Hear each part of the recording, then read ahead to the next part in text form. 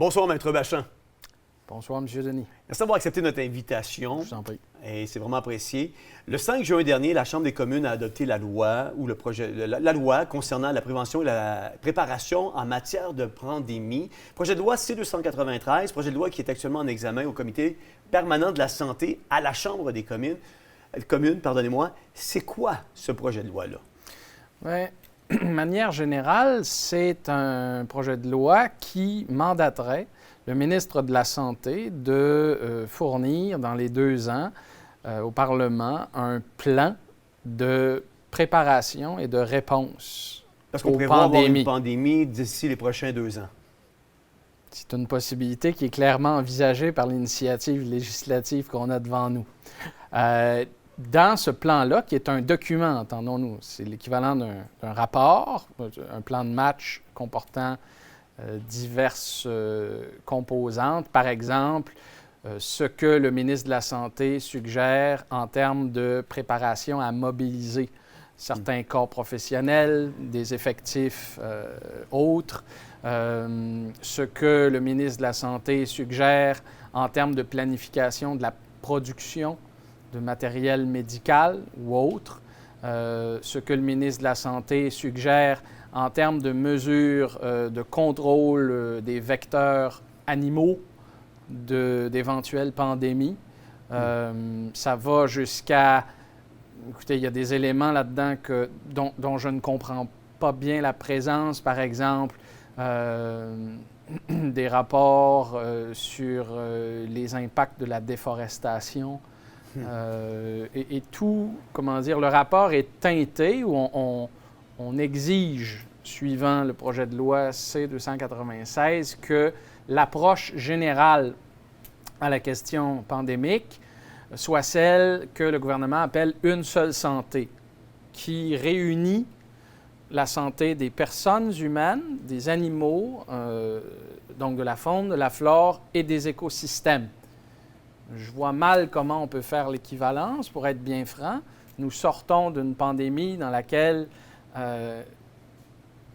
l'économie elle-même, le commerce à bien des égards, les libertés civiles, voire la vie et la santé mentale des jeunes, par exemple, ont été sacrifiés au seul bien-être ou à la maximisation prétendue de la protection des septuagénaires, des octogénaires. Donc, bon, de voir cette approche une seule santé où on devra se soucier des écosystèmes, des milieux humides, des grenouilles, ça me surprend. Maintenant, bon, ce sont des éléments de langage auxquels on a été habitué. N'est-ce pas? Il y a un mélange des genres maintenant en matière de santé et de politique et de diplomatie et tout ça. Et c'en est un autre exemple, tout simplement. Le projet de loi C-293 pourrait-il être ou devenir une tentative déguisée d'étendre le contrôle de l'État sur tous les aspects de la vie des Canadiens sous prétexte de la santé publique? Bon, je veux tout d'abord contextualiser. Le projet de loi C-293 prévoit la production d'un plan. C'est un document, ce n'est pas une loi habilitante. En soi, C-293, s'il est adopté, et il le sera, là, on est déjà rendu très loin, on est en 2e lecture au Sénat. Si c'est adopté, ça ne fournit pas des pouvoirs supplémentaires au ministre de la Santé ou de la Sécurité publique ou de l'agroalimentaire. Éventuellement, sur la foi de ce rapport ou de ce plan, le Parlement pourrait adopter de nouvelles dispositions législatives ou encore le gouvernement pourrait exploiter des dispositions législatives existantes d'une certaine manière, donc les appliquer d'une certaine manière qui sera suggérée ou préconisée dans le plan de prévention des pandémies. Et je vous donne juste un exemple avant qu'on poursuive. Nous avons, vous et moi, M. Denis, vécu à l'époque de la crise de la vache folle. Et en 90, il y a une loi fédérale qui a été adoptée en réaction à cette situation-là, qui est la loi sur la santé des animaux, qui est encore sur les livres en ce moment, et qui permet déjà au ministre de l'Agriculture fédéral de faire abattre des populations, des élevages entiers pour contrôler des épizooties, par exemple. Donc, ces pouvoirs-là, extraordinaires, qui sont susceptibles d'éteindre une industrie au complet, et ils sont déjà présents dans les lois fédérales. Ouais. La question, c'est comment on va les utiliser. De la même façon, les lois sur les mesures d'urgence, qu'elles soient fédérales ou provinciales, bon, elles habilitent tellement largement. La question est toujours à savoir comment elles seront appliquées. Ouais. Mais si le plan sur 2 ans est adopté, est-ce que ça confère quand même au gouvernement une autorité démesurée en lien avec le plan d'exercer certains pouvoirs qui pourraient être perçus comme des pouvoirs totalitaires? Bon. Le risque de dérive dont vous parlez n'existera que si le contenu du plan est transformé en loi qui habilite, donc qui confère en soi des pouvoirs aux divers acteurs gouvernementaux. Donc, tant qu'on n'est pas rendu là... C'est de la spéculation. Exact. Sauf que le contenu de ce plan-là signale déjà des orientations idéologiques qui ne sont pas pour vous plaire, ni à vous, mais en fait nous plaire, ni à vous, ni à moi. J'en ai déjà mentionné quelques-unes. Quand je vois déjà ici des histoires de mesures visant à promouvoir la production de protéines de remplacement, juste après une disposition qui parle de réglementer les activités commerciales susceptibles de contribuer au risque de pandémie, notamment l'élevage industriel, on peut commencer à s'inquiéter. Mais ça, ce n'est qu'au stade du plan. Et je sais, pour en connaître quelques-uns et être un observateur, par exemple, de l'Alberta, que si jamais il y avait des velléités fédérales d'éteindre le secteur de l'élevage en Alberta, je pense que les prix de, le marché des armes à feu au Canada serait ranimé assez rapidement. Ouais. Je parle au sens figuré, évidemment. On parle à travers de ce projet de loi-là en termes qui pourraient paraître tantôt un peu vagues, tantôt un peu trop précises. En quoi les termes vagues et les notions ouvertes à interprétation dans le projet de loi pourraient-ils ouvrir la voie en termes de dérives autoritaires et ou totalitaires? Ce projet de loi pourrait-il être utilisé pour réprimer toute opposition politique ou idéologique au nom de la santé publique? Pour être franc, ce projet de loi-ci ne soulève pas tant la crainte de la censure, de la répression politique en tant que telle.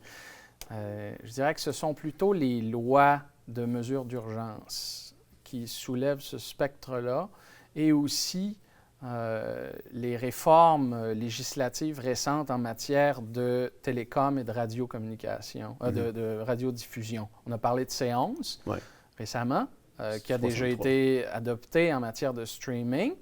Et aussi, il y a le projet de loi C63 concernant les préjudices en ligne qui vise à combattre, projet de loi qui visera à combattre les discours haineux, dont on sait que la définition ira toujours croissant parce que c'est ce qu'annonce le discours habituel des gens qui sont au pouvoir. Ouais. Donc ça c'est plus inquiétant. Et on a déjà eu moult illustrations de la tendance pendant la période COVID. Est-ce qu'on a établi des garde-fous dans ce projet de loi-là, dans ce plan-là, pour éviter justement ces dérives totalitaires? En tant que tel, les garde-fous que j'y vois, outre le fait qu'on ne mandate que le dépôt d'un plan, là, ce qui est déjà quand même un peu rassurant. Parce que si on avait déjà habilité le ministre de la Santé à adopter toutes les mesures qui figurent dans l'éventuel plan par avance, on aurait un problème.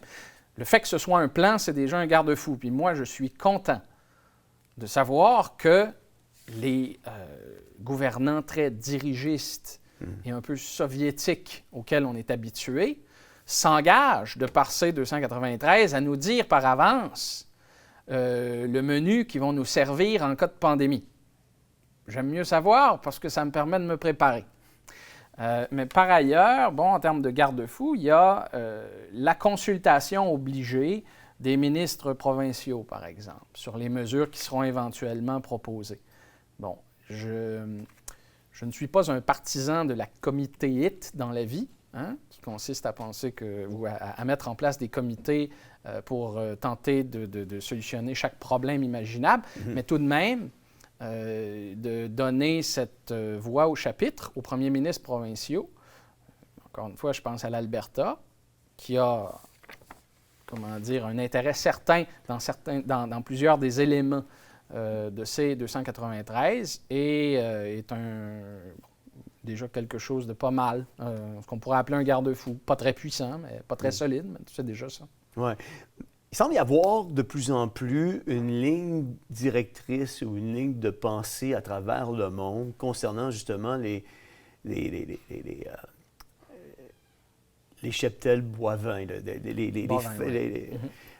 On semble vouloir, on a déjà adopté des lois, si je ne m'abuse, en Suède, justement pour restreindre le nombre de fermes bovines des Pays-Bas, entre autres. Oui. Est-ce que ce projet de loi-là ouvre la porte à ce que le gouvernement s'émisse jusque dans l'assiette des Canadiens?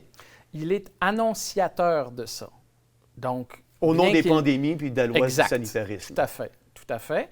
Et on connaît l'espèce d'obsession des écologistes en lien ou à l'égard de l'élevage à cause des gaz méthane qui sont émis par les ruminants. Maintenant, la mauvaise gestion des forêts, par exemple en Californie, par ces mêmes écologistes, qui provoquent ou favorisent des incendies majeurs, qui eux-mêmes libèrent infiniment plus de carbone dans l'atmosphère ou causent des conséquences infiniment plus grandes que les pets de vaches, ça, on en entend moins parler. Mais bon, la lutte aux élevages bovins concerne le méthane, puis aussi la question du spécisme ou de l'antispécisme ou des droits des animaux. Un autre thème qui est très cher à cette frange idéologique qui est peut-être moins attachée aux droits des humains. Ouais. Vous avez parlé d'une seule santé. L'approche préconisée par une seule santé pourrait-elle être utilisée pour justifier un contrôle accru sur plusieurs aspects de la vie quotidienne des Canadiens? Parce que c'est la première fois qu'on entend parler d'une seule santé là, à travers ce projet de loi-là. Là. Vous et moi, je suis sûr que ça a dû circuler ici et là. J'aurais peut-être dû vérifier par avance d'ailleurs, je ne l'ai pas fait. Écoutez, ce que je constate, c'est surtout le mélange des genres, parce que la volonté de contrôle, elle transparaît dans ce projet de loi, elle transparaît dans beaucoup de lois adoptées ces dernières années qui nous font tranquillement évoluer vers une société collectiviste où l'individu et sa valeur en tant que tel est noyé dans un océan je ne sais pas trop quoi. Ce qui me chicote ici, c'est vraiment le mélange des genres. C'est-à-dire que j'aimerais que si on parle de prévention des pandémies, on s'en tienne à ça. Qu'on parle de santé des personnes, qu'on ne mélange pas la diplomatie écologique, la question de la protection des minorités vulnérables aussi, que j'ai vu quelque part là-dedans, la déforestation, puis des choses comme ça. Ouais. Donc, il y a une sorte de convergence, là, un faisceau d'éléments de langage qu'on connaît qui semblent converger ici. Avec ce qu'on a vécu de notre gouvernement dans les dernières 3-4 années, il y a matière à être inquiet et à être méfiant, surtout à la suite de projets de loi qui ont été adoptés, qui viennent établir un gouvernement de plus en plus totalitaire sur sa population. À travers des projets de loi que vous avez évoqués un peu plus tôt, le projet de loi C-11, qui emmène justement une législation dans les médias alternatifs par le CRTC, au même titre que les médias mainstream, ce qui donne droit aux médias mainstream au CRTC, pardonnez-moi, de s'immiscer dans le contenu de ce qui est diffusé en ligne éventuellement. On le voit par le projet de loi C-63 qui est en étude présentement, que s'il est adopté, ça donne carte blanche de venir lutter contre les discours haineux ou juste si à la pensée, si moi je pense que vous aviez voulu proférer des menaces haineuses à mon égard, ça peut être rétroactif, on peut aller loin dans le temps parce qu'il n'y a pas de barème qui définisse le temps aussi. Fait qu'on voit que le gouvernement il a cette volonté-là d'établir de plus en plus une société ou de régner de plus en plus sur une société qui va être encore plus gérée par le gouvernement, dans lequel ce gouvernement-là va s'immiscer dans nos vies là, de plus en plus. Là. On est en train de perdre cette liberté d'expression, on est en train de perdre cette liberté de religion, on est en train de perdre cette liberté de presse. Vous parlez de totalitarisme, je dirais que c'est plus un étrange autoritarisme arc-en-ciel, c'est-à-dire nos systèmes politiques, et ça transparaît dans les lois puis dans la manière de gouverner, ont comme perdu leur boussole. La pondération classique, traditionnelle des valeurs dans la vie humaine. Ouais. Et on dirait qu'il y a des espèces de niches, les licornes habituelles là, que je n'énumérerai pas, qui maintenant déterminent la marche à suivre, puis les priorités gouvernementales et législatives. Donc, c'est pour ça que je dis que ce n'est pas un totalitarisme, parce que ce n'est pas comme si on déterminait tout en fonction d'une seule idéologie. Il y a comme un petit bouquet d'idéologies qui sont les nouveaux pouvoirs oligopolistiques de la politique et du droit, et qui, en gros, déterminent ce qui se fait, ou orientent, disons, influencent très fortement, déterminent, ça reste toujours à voir à la fin, mais influence fortement. Oui. Ouais. Merci beaucoup d'être venu nous expliquer ce projet de loi C-293 sur lequel je pense qu'on doit être quand même méfiant.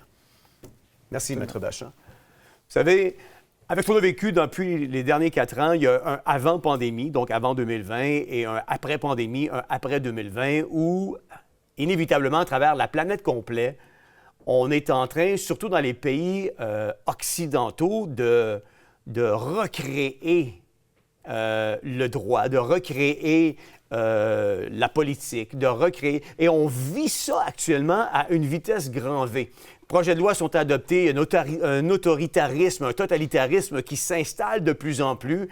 Et quand on passe un projet de loi comme le projet de loi C-293, qui est en 2e ou 3e lecture présentement, qui donnerait le droit au gouvernement de venir se mettre le nez dans nos assiettes, puis qu'on a commencé à gérer nos fermes agricoles, je pense qu'on est en droit de se poser des questions, alors que partout à travers la planète, on voit de plus en plus, justement, cette ligne de pensée-là qui veulent nous emmener à manger d'autres sortes de protéines que de manger des protéines que nos parents, que nos grands-parents et que nous-mêmes sommes habitués de manger aujourd'hui.